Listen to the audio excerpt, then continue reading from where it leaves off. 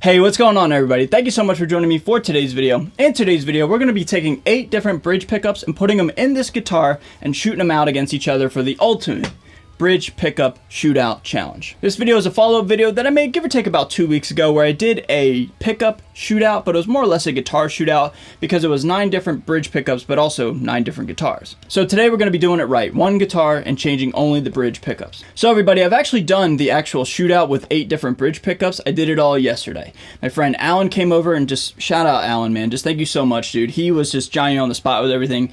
He was just downstairs just swapping out bridge pickups, soldering them all together, making sure everything worked, making sure the pickup height was exactly the same for the experiment. He really went above and beyond, and I'm just so thankful. He even created a spreadsheet with all the different bridge pickups and measured them all when they were just like by themselves, as well as when they were like installed in the actual guitar. What are the 8 bridge pickups, you might ask? Well, they are as follows: a Seymour Duncan Distortion, a Dimarzio Utopia, a Seymour Duncan Dimebucker, a Dimarzio Tone Zone, a Dimarzio PAF Pro, a Dimarzio Super Distortion, a Seymour Duncan Invader, and a Dimarzio Jake Bowen Mirage bridge pickup. So I'll put up the spreadsheet up on the screen right now that shows all the different measurements from the different pickups, but basically today's going to work in 2 different parts. The first part is a shootout with an amp sim using the STL Tonality Andy James, my absolute favorite amp sim right now. Then we'll come back, I'll talk about my findings, and then I'll give you guys the actual DI of the actual recordings, okay? So let's play the same riff with this guitar 8 different times with 8 different bridge pickups. This guitar is going straight into my interface, and yeah, like I said, we're using STL Tonality Andy James.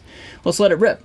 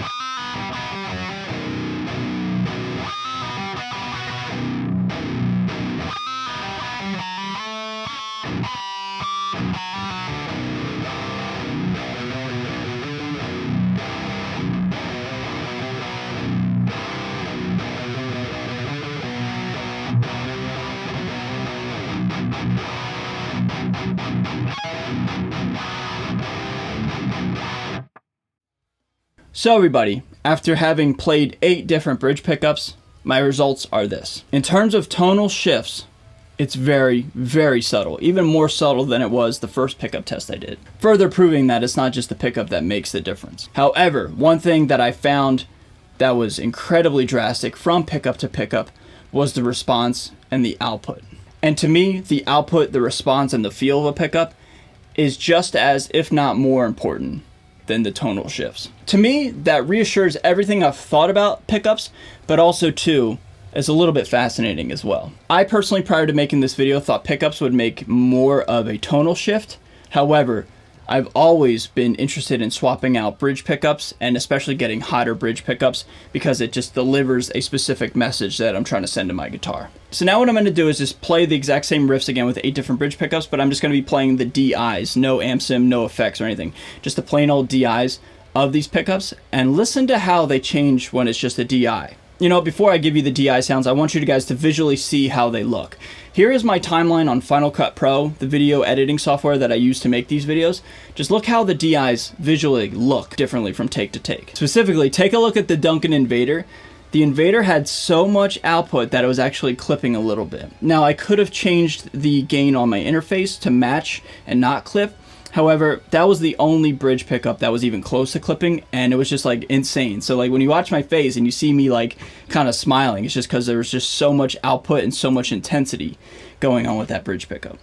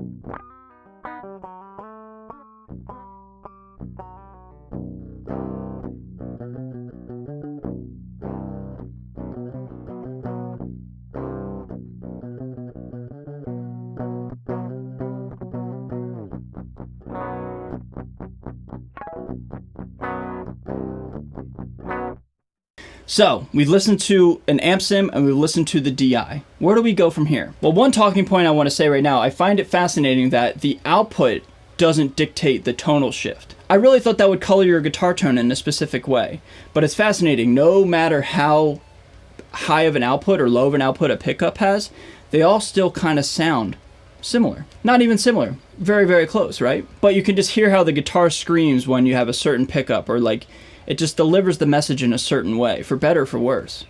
I thought the Invader was fun to play, but like I don't know if I would ever really sincerely use a Seymour Duncan Invader, because that was honestly like too much going on, just too much low end, too much just everything, too much signal going. And like I said, I know I could adjust it, and maybe I will down the road. Like if I ever get an Invader, I'll try this test again somehow. But yeah, that was just something to keep in mind. On the contrary, the PAF Pro from Dimarzio played a lot like my 1978 Gibson Les Paul Custom, that medium low output type of sound, where like it sounds good when you dig in and you hit it hard, but like you got to have more of a harder touch to get the guitar to scream a little bit more. And for me personally, after having done several of these experiments, the response is more important than the tonal shift. You can always alter and tweak EQs and tones, right? But what you can't tweak in post especially is how hot the pickup was when you recorded, you know what I'm saying? So for that, I've personally learned something about all this, and that is the response is more important than the tone shift, because the response changes drastically and the tone changes a lot more subtly than I personally thought, you know? So everybody, to wrap up this video, I certainly learned a lot, man. I think pickups matter, and after having put 8 different bridge pickups in this guitar, the response and the user experience was vastly different from pickup to pickup. And from both ends of the spectrum, it would be like the PIF Pro all the way up to the Duncan Invader and everything in between. Different user experience depending on the bridge pickup. And for that, I feel as though I can firmly believe in my thoughts that, you know, bridge pickups, swapping them out certainly does matter and makes a difference. But I want to hear from you guys. First and foremost, I hope you guys enjoyed this video. It was a lot of work and really in-depth and extensive, so I hope you enjoyed it, okay? But also, too, do you guys think pickups matter? Is it really kind of overhyped, or do you guys kind of more or less agree with me? I think they matter, like I said, in terms of response, feel, and output, but the tonal shift isn't as drastic as I personally thought it was going to be. But regardless, I feel as though, like, the output is like, that's where it's at, you know what I'm saying? Anyway, everybody, yeah, be sure to like and subscribe on your way out the door. Thank you guys so much for watching. Leave a comment down below, and I'll meet you down below. Let's have a nice discussion about pickups, all right? With that being said, I'm out of here. Y'all stay safe, stay healthy, stay metal. See you guys next time. Later.